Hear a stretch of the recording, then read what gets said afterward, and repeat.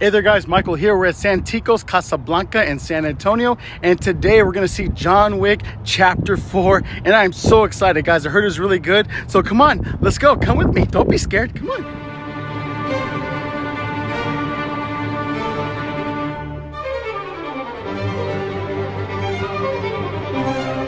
6.5 hours later. I know Kung Fu. I just got done watching John Wick Chapter 4 in an IMAX theater, and I recommend you do the same. Because this movie's pure adrenaline, pure testosterone, and pure insanity.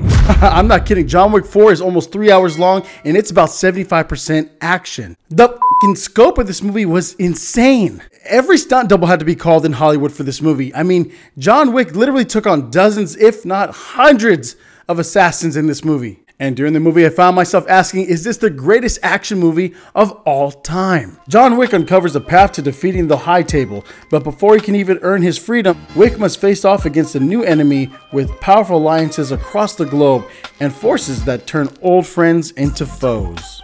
This action was top notch. I mean, from beginning to end, it's a white knuckle, nail biter, and it's fantastic. This movie was cool because it felt like a video game. There was different stages and different bosses throughout the movie, and I just love that formula. And every stage of the movie had its own unique location, whether it was the desert or New York or France or Japan. Every stage was different and it added a creative spin to that particular stage. And this movie continues to keep the assassin world fascinating. I like the rules and the laws that they put in place. The assassin world has its own subculture and the leadership body that governs this world. Like take the Continental manager Winston. Instead of killing John Wick at the end of the last movie, he decided to help him, which violated the orders of the High Table. And the consequences are dire. He broke the rules and they take that shit super seriously. There's just so much intrigue in this world. The biggest standout for me was Donnie Yen as Kane, the blind assassin. Which is funny because he's already played a blind guy with special talent in Star Wars Rogue One.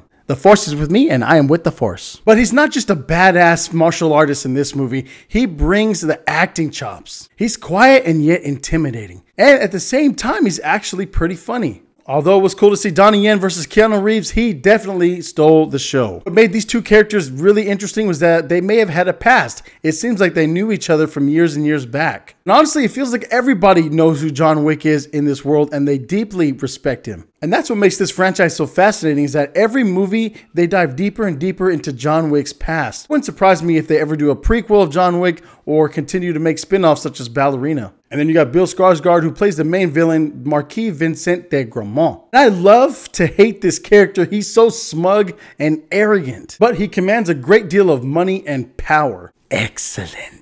And yes, because Skarsgård looks like a little boy still, he comes across as sophisticated and yet an overprivileged brat. He's in all these different mansions and he's surrounded by oversized artwork. You can tell that the High Table owns lots and lots of real estate and fancy stuff. But you can tell he's so unqualified and it's unfair that he makes decisions for the assassins. And he's been given this fantastic unlimited power by the High Table. And we have another assassin thrown in the mix played by Shamir Anderson, and he goes by Mr. Nobody or Tracker. And again, to keep things interesting, he's always traveling around with his little German Shepherd dog. Imagine a dog biting your crotch as you're trying to fight an assassin. It's freaking nuts, no pun intended. I'm not really sure, but his German Shepherd was kind of smaller. I don't know if it was a different breed or whatever, but comment below if you know what I'm talking about. And of course you have Hiroyuki Sanada, and he's one of my favorite Japanese actors. And at 62, he's still kicking ass. He's played Scorpion. He's been in The Last Samurai. He's been in Wolverine. He's been in Bullet Train. This guy can't stop, and he's just a beast with a samurai sword.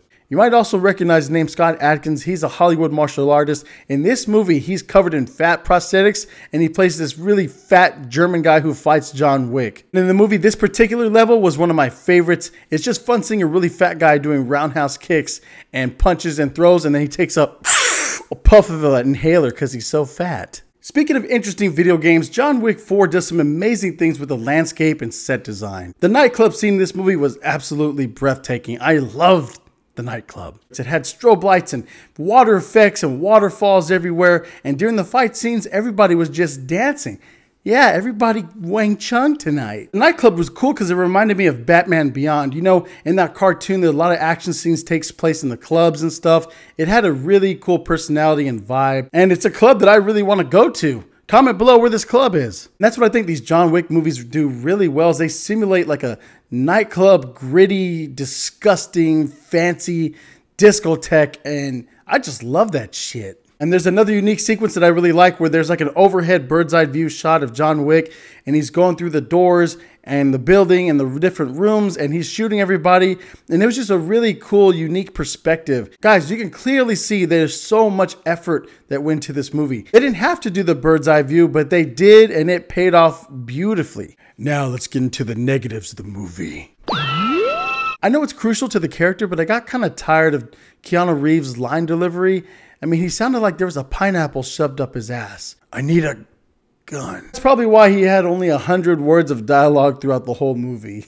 Another thing that's going to have everybody talking and complaining is that there's no fall damage in this universe. There's a scene where John jumps out of a window and he falls like 50 feet and boom, he lands and it's just a boo-boo on his knee. He walks it off like a champ. But overall, this movie is absolutely amazing. You have great characters like Donnie Yen, Bill Skarsgård, Keanu Reeves, even Morpheus is in the movie. The stunts and the action in this movie were absolutely breathtaking. And there's some scenes that are going to have the audiences clapping and cheering. And that's exactly the movie experience you want to have. And that's why I'm going to give John Wick Chapter 4 No, don't do it. an A-.